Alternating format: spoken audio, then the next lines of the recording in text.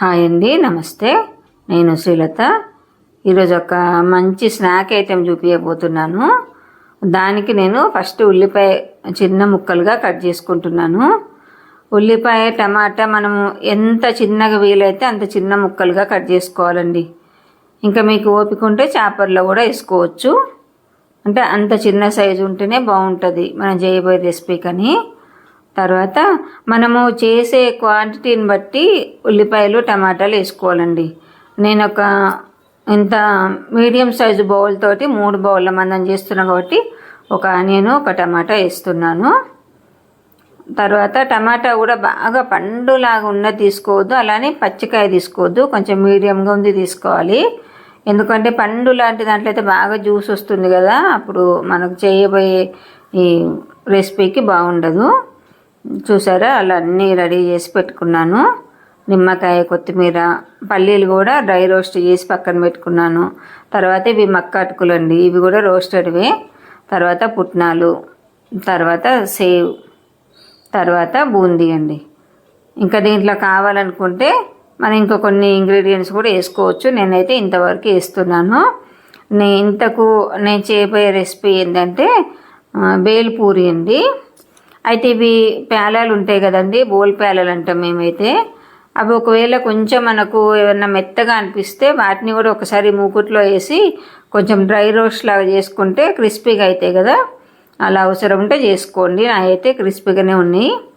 తర్వాత దాంట్లో ఒక్కొక్క ఐటెం వేసి మనము కలుపుకోవాలి. తర్వాత దీంట్లో కావాలంటే కొంచెం చాట్ మసాలా కూడా వేసుకోవచ్చు. నేనైతే పెద్ద ప్రిఫర్ చేయనండి చాట్ మసాలాకి. ఇలా అయితేనే సాఫ్ట్గా బాగుంటుంది అనిపించింది నాకు.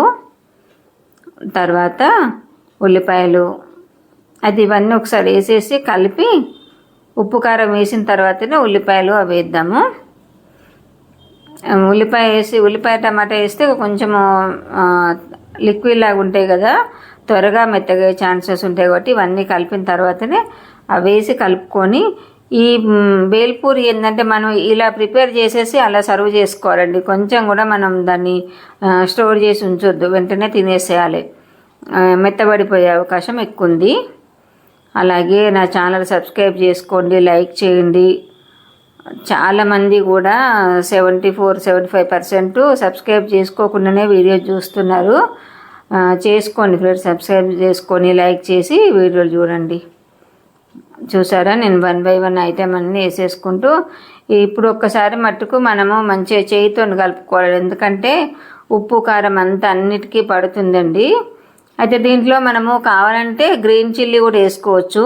అంటే గ్రీన్ చిల్లీ డైరెక్ట్ తినే వాళ్ళైతే వేసుకోవచ్చు. నేనైతే రెడ్ చిల్లీ పౌడర్ వేసాను. చూసారా, అలా ఒకసారి చేయితోటి మొత్తం కలిపితేనే కరెక్ట్ అన్నిటికీ ఉప్పు కారం పడుతుంది. ఇది చాలా ఈజీగా టేస్టీగా ఉండే స్నాక్ ఐటెం అని చెప్పొచ్చండి. సడన్గా ఎవరైనా రిలేటివ్స్ వచ్చినా ఫ్రెండ్స్ వచ్చినా అప్పటిదప్పుడు మనం ఒక 2 minutesలో ప్రిపేర్ చేసి చేయొచ్చు. ఇంట్లో ఏం రెడీ లేని టైంలో. నిమ్మకాయ కూడా మనము తినే పులుపుని బట్టి పిండుకోవచ్చు. నేను ఒక సగం చెక్క పిండాను, కావాలంటే మళ్ళీ పైన వేసుకోవచ్చు మనం సర్వ్ చేసుకున్న తర్వాత కూడా. చూసారా, అంత కలర్ఫుల్గా బాగుంది కదా, టేస్ట్ కూడా అంతే బాగుంటుంది. వీలైన వాళ్ళు తప్పకుండా ప్రిపేర్ చేసి, ఇప్పుడు హాలిడేస్ కాబట్టి పిల్లలు కూడా ఇష్టంగా తింటారు. అలాగే మరొక మంచి కంటెంట్ తోటి మళ్ళీ మీ ముందుకు వస్తాను.